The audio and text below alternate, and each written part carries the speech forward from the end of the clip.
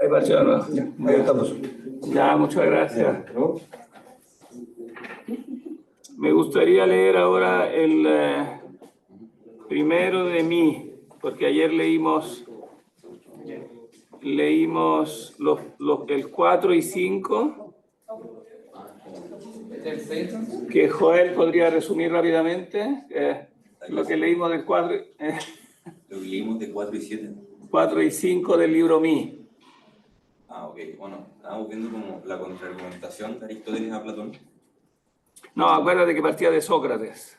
Ah, bueno. ¿Qué decía de Sócrates? De Sócrates decía que él había inventado los universales y que sus discípulos lo habían separado en dos. Algo así, ¿no? ¿Los habían separado de? En dos, como en idea y en, o sea, de lo inteligible y lo físico. Claro, decía que los universales subsistían separadamente y los llamaron ideas, ¿no? Bueno, y ahí entonces da varios argumentos en contra de las ideas, que no los vamos a recapitular ahora porque si no, no avanzamos. Solamente vamos a recordar que el único argumento realmente sólido que corrige efectivamente o sea, que aclara realmente la doctrina de las ideas, ¿cuál es? ¿Cuál es el punto como clave que hay que corregir de la doctrina de las ideas? Porque todos los otros argumentos como que realmente no refutan las ideas. La diferenciación ontológica, que son entidades con un distinto valor ontológico, que existen de maneras diferentes y que no existen de la misma manera. Claro, y en el fondo hay que explicar que existen de otra manera. Él quiere demostrar que no existen, pero realmente lo que logra es explicar que existen de otra manera. Eso es lo que logra realmente concluir. Porque todos los otros argumentos no refutan las ideas, sino que este defecto de las ideas que lleva a concebirlos como entes reales, ¿no? Si las ideas yo las concibo como entes reales, pasan a ser entes reales de los cuales se predica lo mismo que se predica de las cosas. Entonces, este es el problema clave, el problema de la autopredicación, que lleva a la aporía del tercer hombre. Que si yo digo es que el hombre en sí, si yo lo concibo como un ser real del cual se predica el predicado hombre, entonces el predicado hombre pasa a ser una tercera cosa, que no es ni el hombre de aquí ni el hombre de arriba, sino que es una tercera cosa más, ¿no? Entonces, para solucionar eso hay que entender que la idea no es un ser real, sino que es el predicado mismo. Es aquello que se predica del hombre, eso es lo que tiene un estatus ontológico diferente. Y eso, para eso él, yo creo que eso lo dice, por eso yo quería volver atrás y leer el Mi 1, porque ahí llega prácticamente a decir esto mismo. Leamos entonces el 13 del comienzo, ¿se lee? Un poco más grande, sí. Ahí está. Ahí. ¿Acerca de la sustancia? Sí. Acerca de la sustancia de las cosas sensibles, ya quedó dicho cuál es en el estudio de la física sobre la materia y posteriormente cuando hemos tratado de la sustancia en acto. Y puesto que ahora investigamos si, además de las sustancias sensibles, hay alguna inmóvil y eterna o no la hay, y si la hay, ¿cuál es? Debemos considerar primero lo que los demás han dicho a fin de que, si en algo se han equivocado, no caigamos en los mismos errores, y si algún punto de doctrina nos es común con ellos, nos quedemos disgustados en cuanto a esto. Uno puede, en efecto, estar satisfecho si dicen mejor unas cosas y no peor las otras. Pues bien, dos son las opiniones sobre esto. Unos dicen que son sustancias las cosas matemáticas, por ejemplo los números y las líneas y demás cosas afines, y por otra parte las ideas.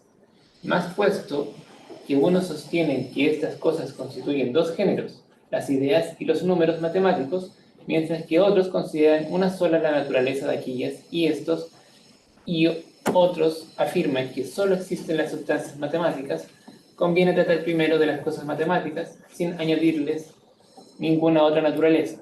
Por ejemplo, si son o no ideas, y si son o no principios y sustancias de los entes, sino que debemos considerarlas simplemente como cosas matemáticas y preguntarnos si existen o no existen, y, si existen, cómo son. A continuación trataremos... Claro, aquí hay un punto, ya hay un punto que anticipa, ¿no? O sea, si existen o no existen, y si existen, ¿cómo existen? O sea, ¿cuál es su modo de existencia? Bueno. A continuación trataremos separadamente de las ideas mismas, simplemente y solo en cuanto nuestro plan lo requiera, pues la mayor parte de lo que se puede decir se ha dicho ya innumerables veces, incluso en las exposiciones exotéricas. Además debe arrostrarse principalmente tal indagación al investigar si las sustancias y los principios de los entes son números e ideas, pues después de las ideas nos queda esta tercera investigación. Necesariamente, si existen las cosas matemáticas, estarán o bien en las cosas sensibles, según dicen algunos, o separadas de las cosas sensibles, pues también esto lo dicen algunos. Y si no están en ninguna de las dos situaciones, o no existen en absoluto, o existen de otra manera. De suerte que nuestra duda no se referirá a su existencia, sino a su modo de existir. Claro, yo creo que acá se enuncia bien el problema, ¿no? O sea, este es el problema. Si existen, o sea, si existen las cosas matemáticas, entonces la pregunta es, ¿dónde existen? Si existen en las cosas sensibles o separadas de las cosas sensibles, como dicen algunos. Pero está usando el ente matemático como si fueran ideas. No, no, ¿verdad? No, porque los platónicos decían que como que los entes matemáticos eran como otro nivel, no eran propiamente ideas, sino que estaban como en un nivel inferior. Está tratando de buscar la existencia de las matemáticas. ¿Dónde Claro. existen, no? Sí. Pero otros decían que en cambio era lo mismo, ideas y entes matemáticos. Y efectivamente es lo mismo, porque los entes matemáticos son ideas al final. Como los pitagóricos. Claro, sí. Pero él se pregunta dónde están, en el fondo, porque como no pueden estar como por sí solos, pero él en el fondo va a refutar tanto que están en las cosas sensibles como que no están. O sea, no están ni en las cosas sensibles ni separadas de las cosas sensibles. Y entonces pareciera que no existen en absoluto. Pero también dice, existen de otra manera. O sea, en el fondo esa va a ser finalmente la solución, ¿no? Que existen de otra manera. Nuestra duda, entonces, no se referirá a su existencia, sino a su modo de existir. O sea, de alguna manera tienen que existir los entes matemáticos. Y después también los universales. O sea, admitirá que después también los universales, de algún modo, son algo, sí, pero de otra manera. Entonces crea también esta terminología del modo de existir, que después se heredará a toda la filosofía posterior. Esa terminología que dará, se hablará de dos diferentes modos de existencia, el ente del primer modo y el ente del segundo modo, dirán después los filósofos medievales. De manera es tropos, ¿cierto? Claro, tropos, sí. ¿De camino? ¿O de, no, de lugar? Tropos, no, trepen significa girar. Ah, Tropos es como manera de ser, manera. ¿Sí? Ahora no vamos a leer toda esta parte de los entes matemáticos porque nos interesaba más que nada este planteamiento que él pone acá, y vamos a retroceder en cambio al libro Z, porque ahí es donde él empieza la investigación de la sustancia como tal. Y entonces ahí como que está el planteamiento, o sea, como la discusión fundamental sobre la sustancia. Sería el libro séptimo y podemos partir del principio.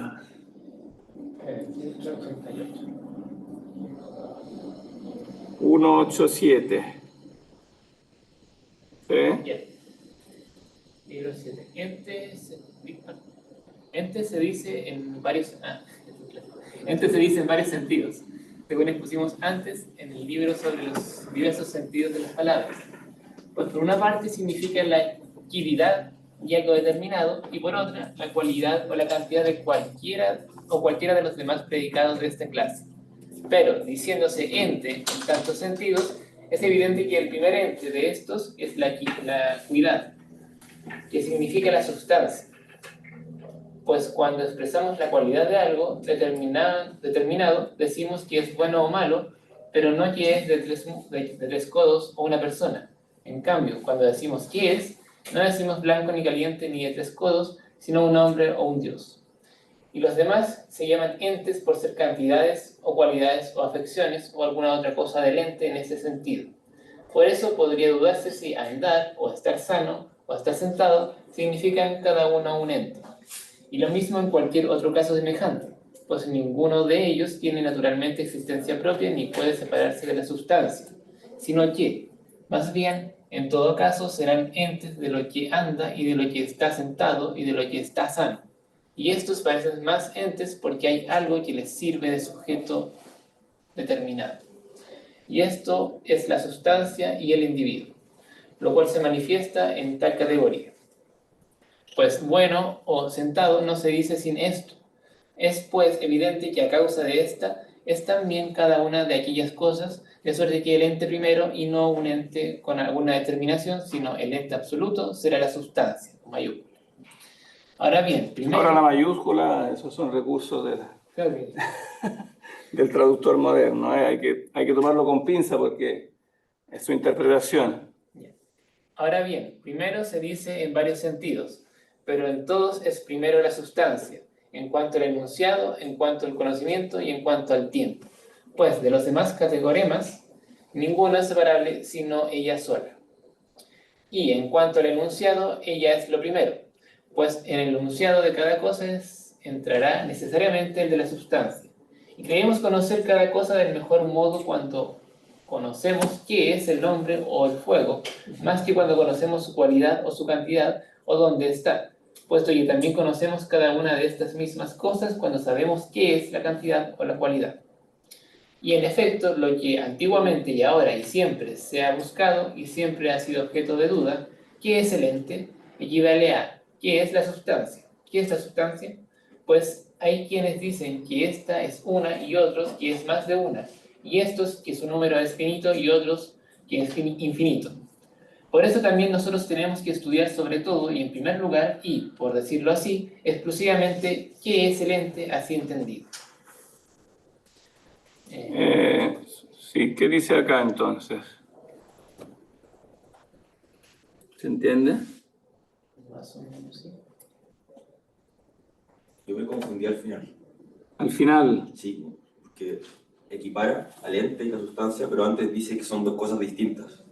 Que la sustancia es la actividad y el ente como algo así como un agregado que tiene la actividad, ¿no? Otras ideas que se agregan a lo que es.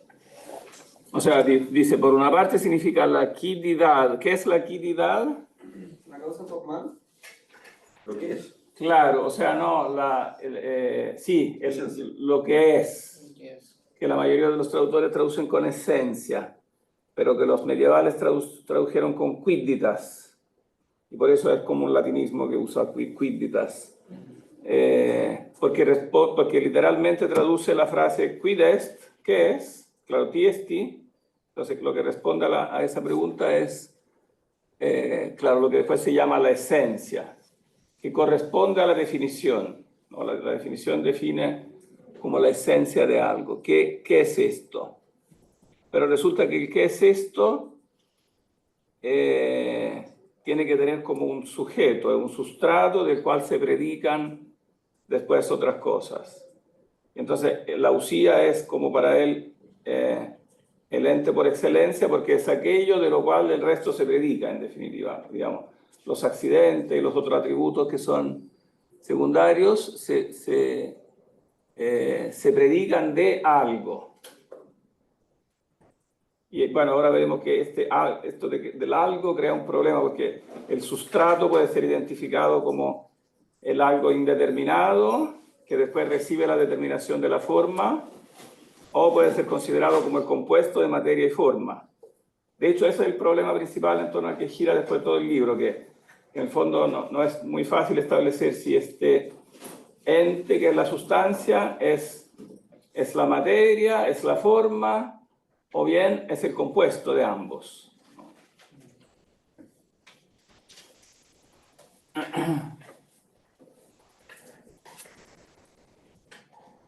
Bueno, por eso aquí se refiere después a los accidentes y a las cualidades que entran en diferentes categorías. Por ejemplo, cuando decimos que es blanco, caliente, de 3 codos, o sea, podemos darle diferentes, digamos, a un hombre le podemos dar diferente peso, estatura, etcétera, en base a las diferentes categorías que él analizó en el libro de las categorías, pero la categoría de la sustancia es lo que me dice cuál es la esencia de la cosa, ¿no?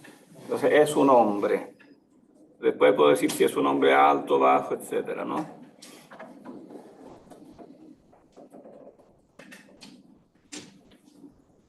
Y parte entonces de los entes sensibles como tales, porque dice, de estos nadie duda que son sustancias, o sea, son sustancias en primer lugar, como los entes empíricos, tal como se nos presentan. Sigamos nomás del 2. Al parecer, donde más claramente se da la sustancia es en los cuerpos. Por eso decimos que los animales y las plantas y sus partes son sustancias, y también los cuerpos naturales, como el fuego y el agua y la tierra y otros tales y cuantos son partes de estos o compuestos de ellos, para hacerlo totalmente, como el cielo y sus partes, los astros, la luna y el sol. Tenemos pues que considerar si solo son sustancias estas o también otras, o algunas de estas o también otras, o ninguna de estas y si alguna otras. A algunos les parece que los límites del cuerpo, como la superficie, la línea, el punto y la unidad, son sustancias, incluso en mayor grado que el cuerpo y el sólido. Los famosos entes matemáticos.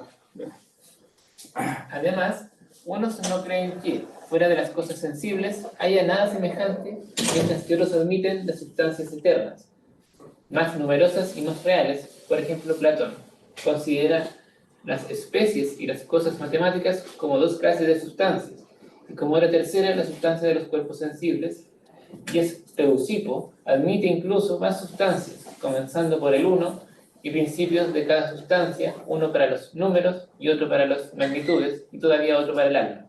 Y de este modo amplía las sustancias. Algunos afirman que las especies y los números tienen la misma naturaleza y que las demás cosas derivan de ellos, como las líneas y las superficies, hasta llegar a la sustancia del cielo y a las cosas sensibles. Tenemos... ¿Qué pasó?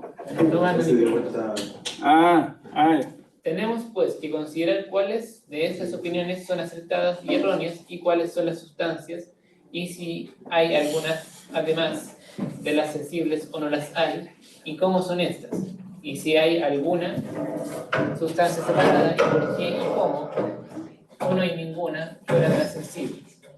Pero antes debemos exponer sumariamente qué es la sustancia.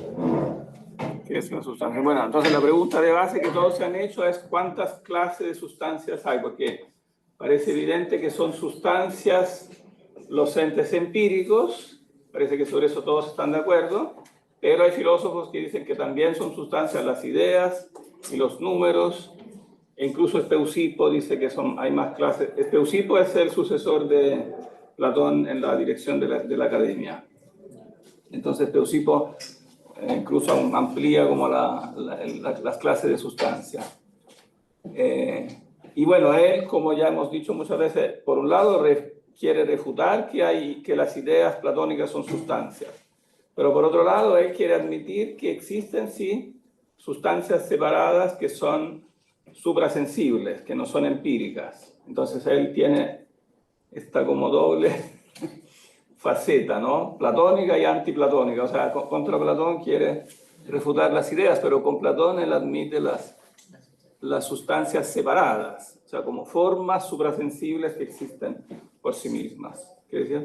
Que en alguna medida lo que trata de hablar que Aristóteles, como cuando se entiende por sustancia, sería, no sé, como la cosa universal del ente.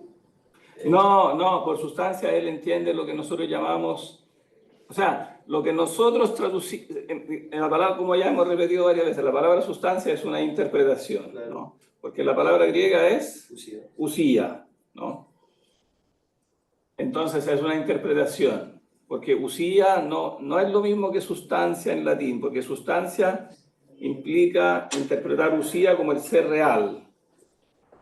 Y esta calificación del ser real por contraposición al ser ideal no está en este vocabulario de Aristóteles y Platón, porque ellos recién están lidiando con este problema, porque esta distinción salió de ese debate. Entonces en la entrada del debate no está. Harán falta varios siglos para que cuando los griegos utilizaran una palabra para decir sustancia, ¿cuál palabra utilizarán? Lo dijimos, ¿no? Parece que sí. No, el totiestin es la esencia. Pero la sustancia, en el sentido del ente real, la res de los latinos, en griego se dice... No dijimos, no me acuerdo. ocurre otra cosa que usía? Es que en Platón y Aristóteles todo usía.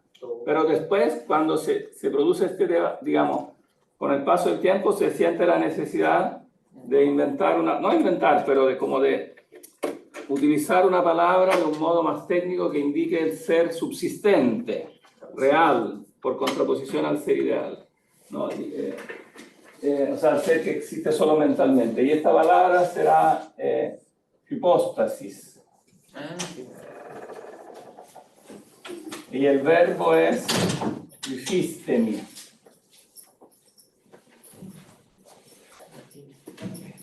Pero esto es neoplatónico.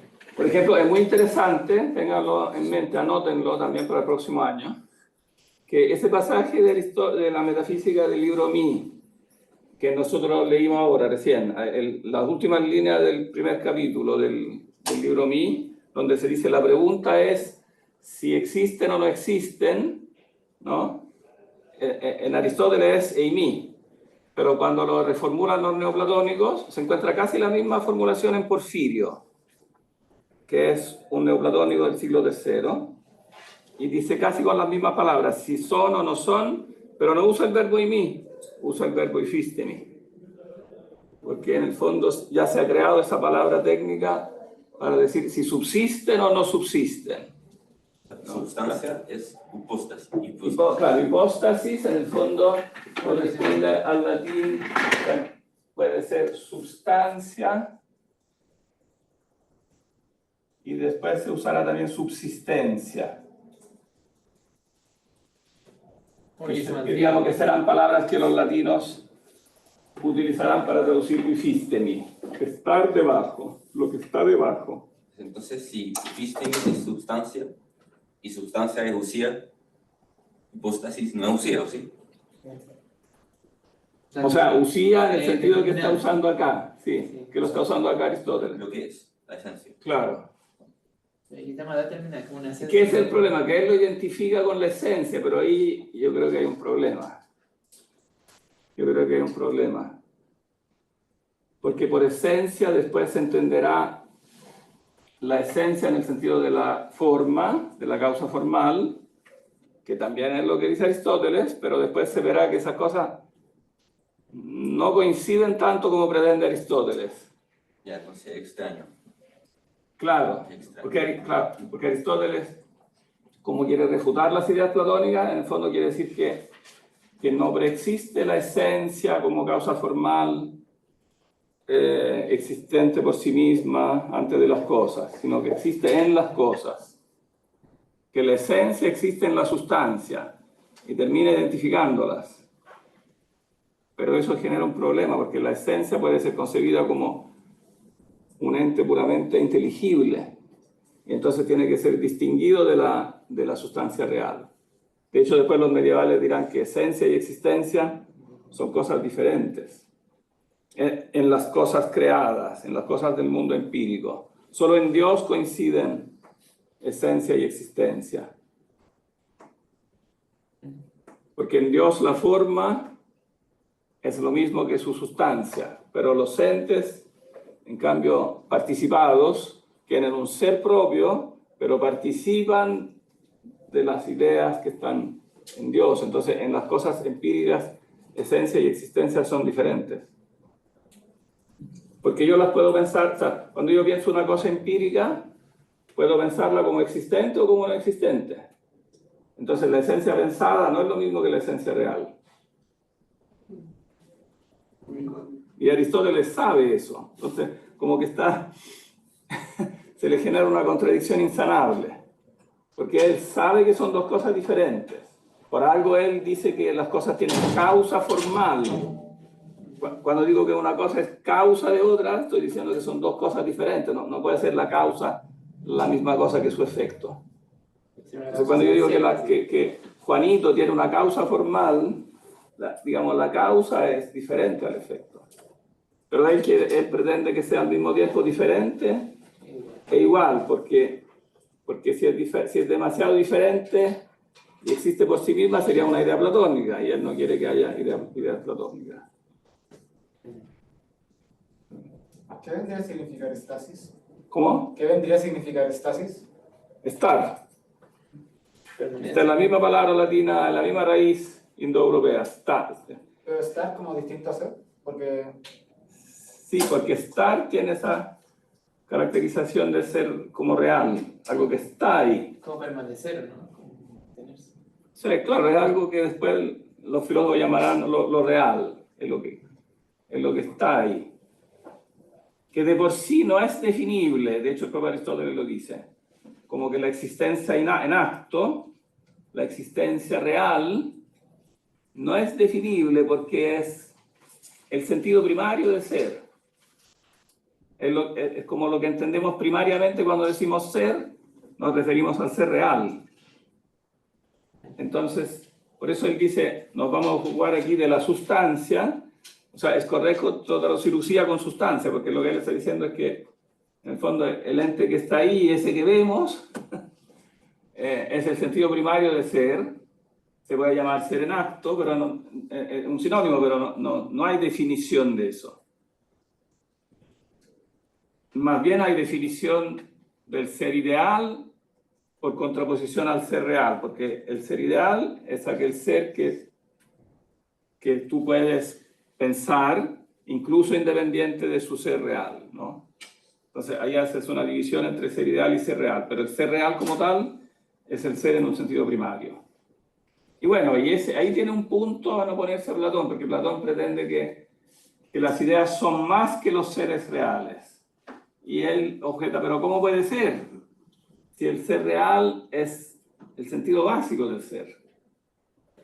Y efectivamente hay una ambivalencia que no fue fácil solucionar. Harán falta como 800 años para aclarar ese punto. ¿Por qué las ideas, por qué en un sentido tiene razón Platón y en el otro tiene razón Aristóteles? O sea, Aristóteles tiene razón cuando dice que el ser real es el ser en su sentido primario. No. Pero eso no quiere decir que no existen ideas, sino que existen de otro modo, que su existencia es de otro modo. O sea, es verdad que las ideas existen y son anteriores a las cosas, como pretende Platón, pero no son reales. Hay que aclarar bien que la idea no es un ente real, ¿no? Ahí tiene razón Aristóteles. Como que a las ideas en alguna medida les da como un ser participativo, una existencia participativa en cuanto a los entes reales. Claro. Claro, porque la idea es un ente mental que te dice, o sea, que especifica, que te dice, es logos, que te especifica cómo tiene que ser este ente real. Pero el ente que dice no es lo mismo que el ente que es. Es difícil entender eso, porque cuando recién se descubren las ideas, uno dice, existen las ideas, no, se existen, y no hace diferenciación. Pero después se cae en la cuenta que las ideas son ese tipo especial de ente que lo que hace no es existir, sino decir. Dice cómo tiene que ser la cosa, Ser herramienta. pero no puede ser identificada con la cosa, porque es causa de la cosa. Si yo digo que si yo digo que H2O es la fórmula del agua, de hecho se llama fórmula. ¿Por qué se llama fórmula? ¿Qué significa fórmula? La forma en la que está formilla. Fórmula es diminutivo de forma. Formita. O sea, formita, ¿por qué formita? Porque chica, los químicos la llamaron así porque es expresada de un modo muy sintético. Es como, no, en vez de decir, tiene que tener 2 átomos de hidrógeno y 1 átomo de oxígeno, toda esta frase de 2 líneas, solamente escribo 3 letras. Entonces es formita en el sentido que es chica de escribir, pero no que sea chica, evidentemente, de tamaño. Y entonces la fórmula no es otra cosa que la forma. ¿Y qué me dice la fórmula? Me dice cómo tiene que ser el agua. Pero la fórmula del agua no es agua. No está hecha de agua, es un ente mental. Ni tampoco está hecha de tinta. Ese es solamente el signo. Lo que indica es un ente puramente mental, que no es líquido, que no se derrama, que no tiene las propiedades del agua. Es un ente ontológicamente distinto del agua, pero que me dice cómo tiene que ser el agua, cómo es el agua. Dice, expresa, le da la regla. Tengo una pregunta con respecto a otra cosa. Otra cosa. Sí, ustedes insisten mucho en el tema de que el único argumento válido para criticar la idea es el tema de la ontología, pero también la critica por el tema de la causa motora. Entonces, mi pregunta es si en la prueba, por ejemplo, si es que la idea de preguntar, si es que nos pregunta cuáles son las maneras en las que lo critica, ¿usted va a aceptar tanto la causa motora como el argumento ontológico? Pero es que siempre y cuando hagan la distinción que hemos hecho en clase, es decir, no es que yo diga que ese argumento no es válido. Claro, o sea, el argumento, porque Aristóteles argumenta, eso lo vimos ayer, que no basta la idea. O sea, uno de los argumentos que utilizan en contra de las ideas es decir, no basta la idea de agua para crear el agua. Se necesita una causa motora, una causa eficiente. Ya usted dijo que crea... Entonces, claro, hay que distinguir. Yo digo, estoy de acuerdo con Aristóteles, pero aclarando que eso no es un argumento en contra de las ideas, es simplemente en contra de la necesidad de las ideas, porque es un argumento que dice que además de las ideas es necesaria otra cosa. O sea, está diciendo que la idea no es causa suficiente, ¿Y esa es la diferencia? pero no está refutando que sea causa necesaria. Es necesaria, aunque no suficiente. Para hacer el agua es necesaria la fórmula del agua, es una causa necesaria. Pero tiene razón Aristóteles de decir que no es suficiente. Después tiene que haber una fuerza activa, una causa eficiente que realmente hace el agua.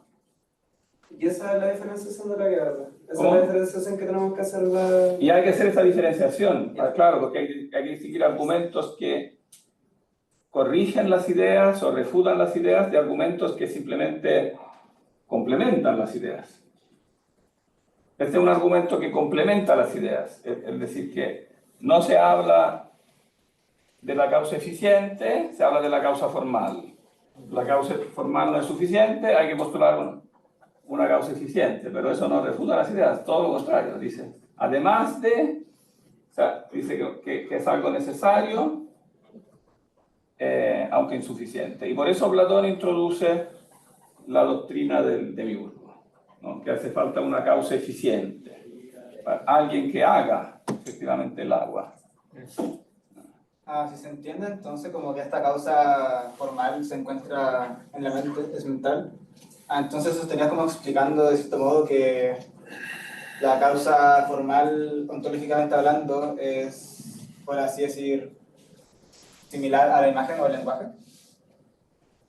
Al lenguaje, claro, es logos. Por eso se le llama logos, finalmente. O sea, Es palabra. entonces la causa formal es la forma en la que uno da cuenta de lo que es el objeto. ¿En la que uno? Da cuenta de lo que es el objeto. En tanto... Claro, porque es el objeto en cuanto inteligible, en cuanto pensado. Cuanto perceptible. Pero perceptible con el intelecto, con la mente. ¿Y cuál es la diferencia? Claro, no es una mera imagen que este gran descubrimiento de Platón es este, que el concepto que tenemos en la mente, así intuitivamente, a primera vista, parece ser una mera imagen de lo que es el objeto externo. En cambio, y entonces hay una cierta tendencia de los filósofos anteriores a identificar como concepto con imagen, y por lo tanto conocimiento con sensación, porque es como una especie de impresión de la sensación, ¿no?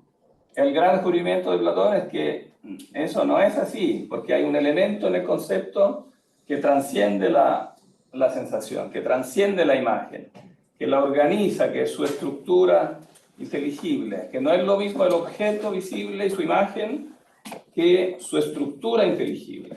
Entonces, ¿cómo se puede reconciliar ontológicamente hablando que lo que Platón no es un problema porque reconoce la idea como aquello que define lo general, entre comillas? ¿Cómo puede Aristóteles diferenciar entre yo decir el causa como eficiente y yo mentalmente dar cuenta de esta silla con las sillas? Por así decir, hablar de la silla en particular con la clase silla. Es que lo que hace es unirlo, po. Une la idea. Hay que unir la idea con el particular. Claro, esa es otra crítica que le hace Aristóteles a Platón. Dice, si las ideas son universales, ¿cómo pueden causar particulares? Claro. Y la respuesta es nuevamente la misma, que la causa eficiente tiene que ser un ente real. O sea, tiene que ser alguien real que aplica esa receta a esa cosa particular. Y entonces ahí se explica, porque la receta es universal, pero el cocinero es particular. Para hacer una torta particular no basta con la receta, tiene que haber un cocinero real. Y ese cocinero real es particular, porque es real, es concreto. Es una persona concreta, inteligente. Claro que en el fondo que la causa eficiente tiene que ser real y tiene que ser inteligente, porque tiene que aplicar, como dice Platón en el Timeo, tiene que mirar a las ideas para aplicárselas a las cosas. Entonces es al mismo tiempo real y por lo tanto eficiente. Logra ser causa eficiente. Entonces tiene razón Aristóteles en decir, no bastan las ideas que son universales para generar el ente particular. No bastan, pero son necesarias. Entonces nuevamente es condición necesaria, pero no suficiente, digamos, tanto como causa, porque falta la causa eficiente, como porque esa causa eficiente tiene que ser un ente particular, tiene que explicar el paso de lo universal a lo particular. No puede, hay un pasaje donde dice eso expresamente en Lambda. Claro, no puede el universal como tal ser causa de algo particular por sí solo. Entonces, claro, en muchos aspectos él no es tan correcto decir que refute, por eso porque normalmente la manera vulgar como se presenta eso es decir que Aristóteles refuta la doctrina de las ideas. Yo creo que es mucho más correcto decir que la corrige, como que da elementos que obligan a corregirla. Y que estos elementos Platón en gran parte alcanzó a recogerlos él mismo. Por eso tampoco es exacto decir que refutó a Platón, sino que más bien corrigió a Platón cuando estaba vivo, y por lo tanto lo obligó o al menos fue parte de aquellos que probablemente no fue el único, que no tuvo él. Es bien posible que otros levantaran estos problemas, que Aristóteles después los recogiera. Entonces fueron objeciones que se recogieron en la escuela y que en gran parte Platón alcanzó a contestar en el Parménides, en el Sofista, en el Timeo, donde aparece el Demiurgo, ¿no? Pero Aristóteles, en cambio, se quedó con este problema, que yo creo que aquí falta poco, pero para que vean dónde está eso. No, pero leamos el 3, porque ahí es donde plantea el problema. ¿La sustancia? Sí, de la sustancia se habla. De la sustancia se habla al menos en 4 sentidos principales. En efecto, la esencia, el universal y el género parecen ser sustancia de cada cosa, y el cuarto de ellos es el sujeto. y el sujeto es aquello de lo que se dicen las demás cosas, sin que él, por su parte, se diga de otro. Por eso tenemos que determinar en primer lugar su naturaleza, porque el sujeto primero parece ser sustancia en sumo grado. Como tal, se menciona en un sentido la materia y en otro la forma, y, en tercer lugar, el compuesto de ambas. Y llamo materia, por ejemplo, al bronce, y forma a la figura visible y compuesto de ambas, a la estatua como conjunto total. De suerte que, si la especie es anterior a la materia, y más ente que ella, por la misma razón será también anterior al compuesto de ambas. Ahora hemos dicho ya sumariamente qué es la sustancia, a saber... Espera, que aquí hay varias cosas importantes y como tenemos poco tiempo, vamos a explicar esto. Porque aquí él enuncia quiénes son como los principales candidatos a ser sustancia. Sí.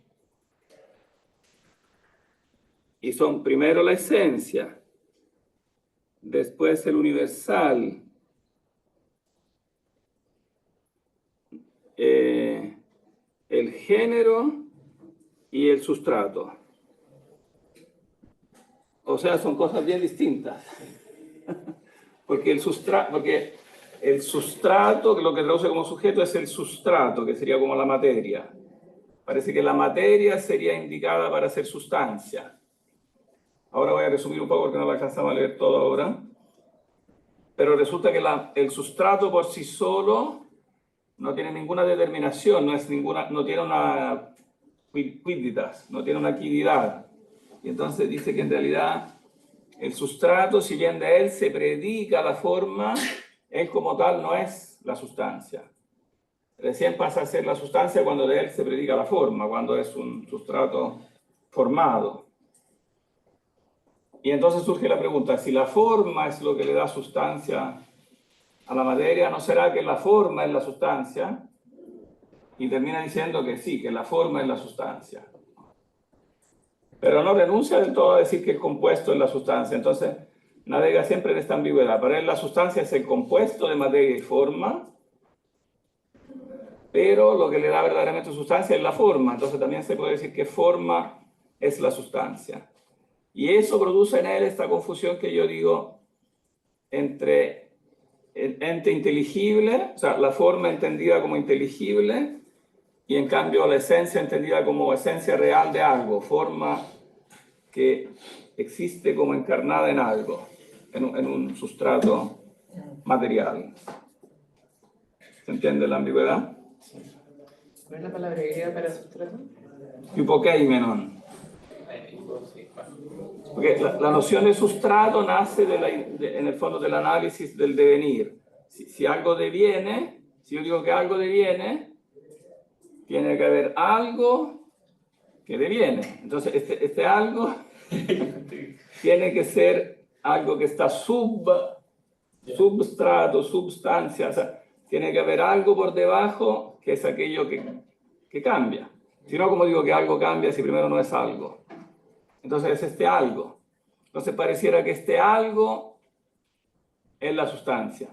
Pero el problema que consta es que este algo sin ninguna determinación no se puede decir nada de él, solo que es algo. Para que sea algo sustancia, para él se necesita que sea determinado. Y por lo tanto que sea materia y forma. Entonces cuando yo lo analizo después y digo, ¿qué es lo que le da sustancia? Es la forma, porque entonces la forma pasa a ser a su vez sustancia. Entonces es sustancia la forma y es sustancia el compuesto. Synolon, el compuesto de materia y forma. Y eso crea una ambigüedad crónica en la doctrina de Aristóteles. Nunca sale de esa ambigüedad, porque por un lado él insiste que la sustancia es la forma y por otro lado insiste que la sustancia es el compuesto, porque la forma como que le da forma a la cosa, pero no quiere admitir que existe por sí misma. Y entonces... Ahí se puede rescatar el sujeto como sustancia. ¿Ah? Se puede, o sea, siendo muy... El sujeto en tanto determinado por la forma, en tanto sí o no, podría ser sustancia. Claro. Solo ahí Y eso es lo que después pasa a llamarse hipóstasis. Yeah. Claro, porque en el fondo el hypokeimenon era el sustrato entendido como sustrato indeterminado.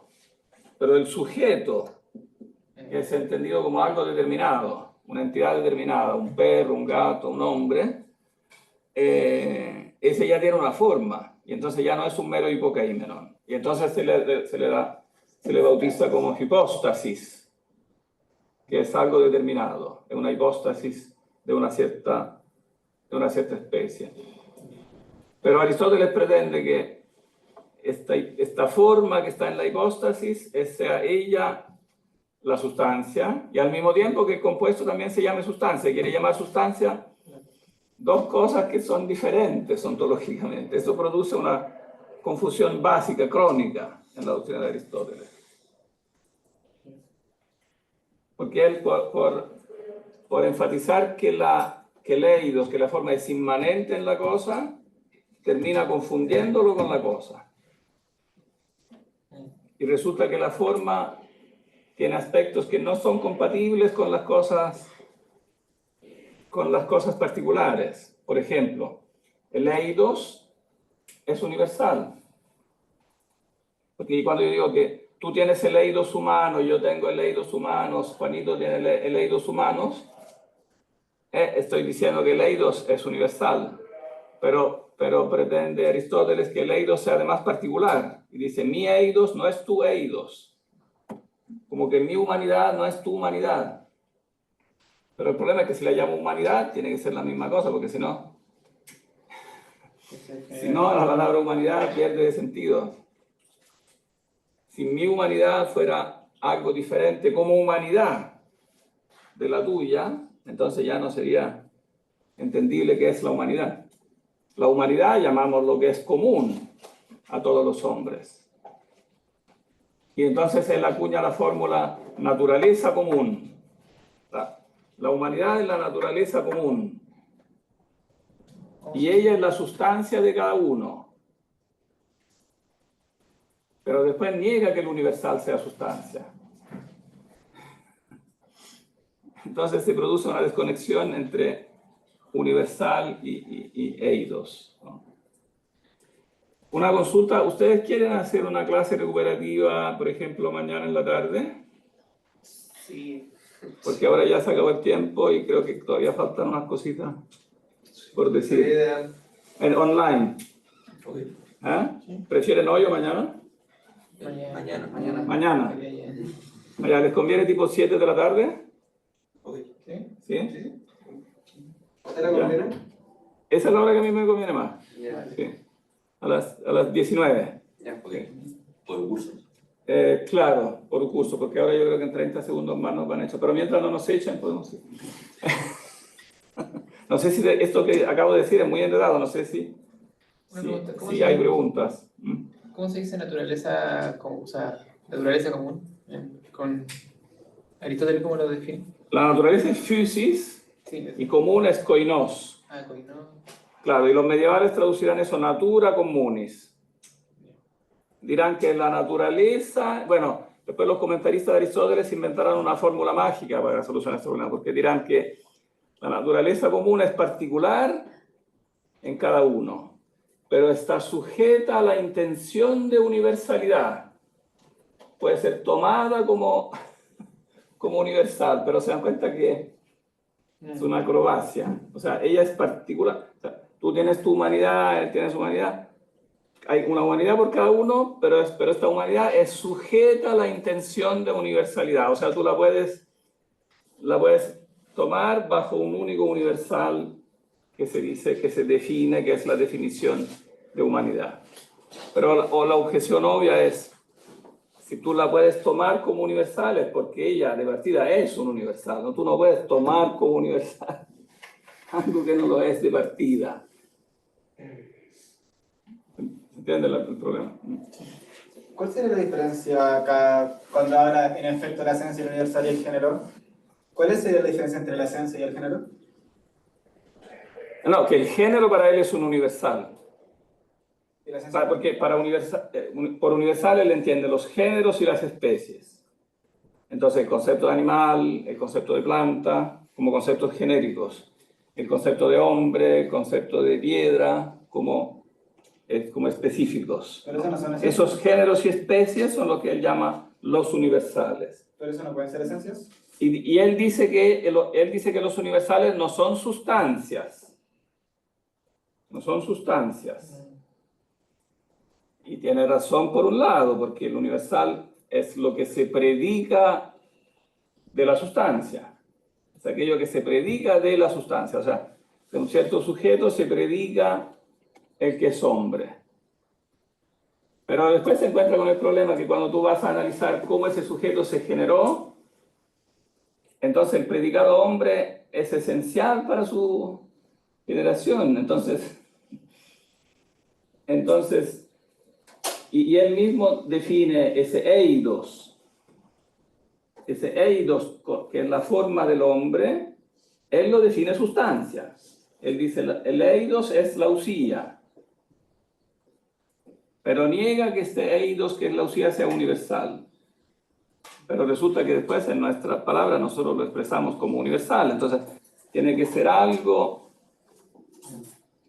Pero en el fondo, ¿qué es lo que yo llegué a la siguiente conclusión? ¿Qué es lo que produce la confusión? Que cuando se dice que una entidad mental es universal, se dice algo verdadero, pero que es secundario con respecto al hecho que ella es una entidad puramente inteligible. O sea, una entidad puede ser considerada como puramente inteligible también antes de ser considerada como universal. Porque yo la considero como universal en el momento en que se predica de muchos hombres. Tomemos el momento anterior a la creación del hombre. Pongámonos antes. Estamos en la época que no existen hombres todavía, solo existen dinosaurios. En el momento en que solo existen dinosaurios, no existe una multiplicidad de hombres. Pero existe una idea previa de hombre. Esa idea de hombre como tal es un inteligible, pero todavía no es un universal por cuanto todavía no se predica de diferentes hombres. Pero no le quita que es una entidad inteligible. Entonces, que es predicable, que después servirá como paradigma. Es como cuando yo llamo la idea paradigma. La idea es paradigma si hay copias, pero ella existía también independiente. Aunque no haya copias, la idea, digamos, existe por sí misma. Entonces hay que distinguir lo que yo digo de la idea en cuanto idea, como pura esencia inteligible, de lo que digo de la idea en cuanto relacionada con los particulares, porque ahí recibe atributos que derivan de esta relación, pero que no son en sí mismos estrictamente parte de la definición.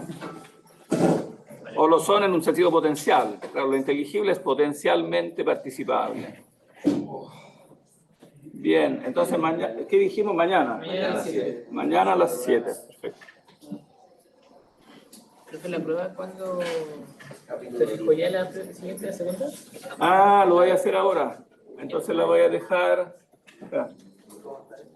Antes que se me olvide, voy a parar esto.